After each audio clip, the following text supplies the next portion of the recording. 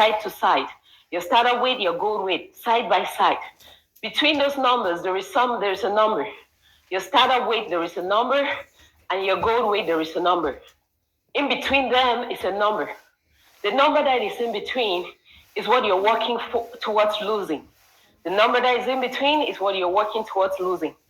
So what you do is that every week, you're expected to lose a certain number of weight in order for you to meet those numbers. Every week, you're expected to lose a number of weight in order for you to meet those numbers. How are you going to lose those numbers every week? You're going to burn more calories than you take in. You're going to burn more calories than you take in. And when you burn more calories than you take in, the numbers on your calories in your body, the number of fat in your body starts dropping. So before you start anything, you should know what you're working towards. You should know what the numbers are. Good morning, people. Good morning, good afternoon, good evening. Wherever you're watching for, whatever your time is, we are starting strong as always. So when you take those numbers, you know where your startup number is, you know what your goal number is. In between those two, there is a number. Let's say your number is 8 pounds. Let's say you have 22 pounds. Let's say you have 30 pounds to lose. Whatever your numbers are is based on your height. That means your goal weight of being healthy is based on your height. It's not one size fits all. I am 5'7". My health, what is required for me to be healthy is that I should be between 118 pounds and 159 pounds. Any weight between 118 pounds and 159 pounds is considered healthy. It's considered healthy.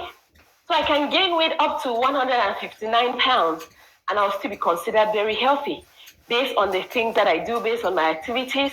And if I have no underlying health conditions, I'm considered healthy because I'm within the weight range that is considered healthy. We don't make excuses over here, people, please. We are not one of those who are going to say that those charts are inaccurate. They don't take into consideration ethnicity. They don't take into consideration whatever and whatever. I believe those people who put those charts together are smart. They're educationists. They must have done their research. They must have taken into consideration a vast majority of what we have to come up with that chart. So we do not make excuses over here. If you do not fall among the numbers that you see over there, make sure you find out with your doctors what is wrong with your own numbers. At least it covers a vast majority. It covers a vast majority. And as it is for every survey, it covers the number of people that were taken into that survey. So before you go saying that something is inaccurate, you should be mindful of how research is being done and how much extensive work is being put into place to come up with results that they work with. So before the highest level of health can recommend a chart for you to use to calculate your weight and your height, they must have done their research. You're not the smartest. I am not the smartest. They have sat down and made a lot of talking, and they have gone through a lot of brainstorming to come up with that chart. And some of us just sit down because we are content creators. We come up with all kinds of excuses to say that some charts are inaccurate because we want to stay in a space where we are unhealthy, and we want the people that will follow us and acknowledge the fact that the chart is inaccurate because we do not want to put in the work to stay healthy. I'm not one of those. I don't do that.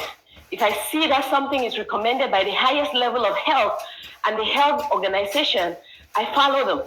I believe that they have done their research. I believe that they understand that people's health are at risk.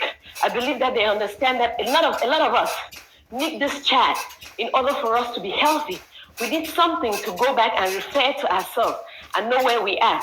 That said, anybody starting a weight loss journey, you first of all need to know your height, then you know your weight.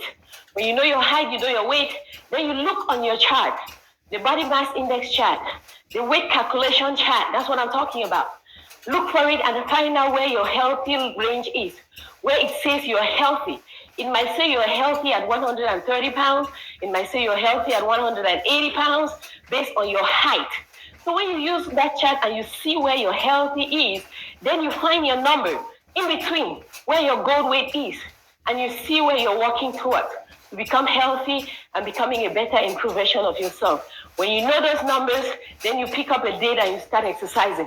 When you exercise and you hit those numbers, then you don't go back to gaining weight and going back to where you're coming from.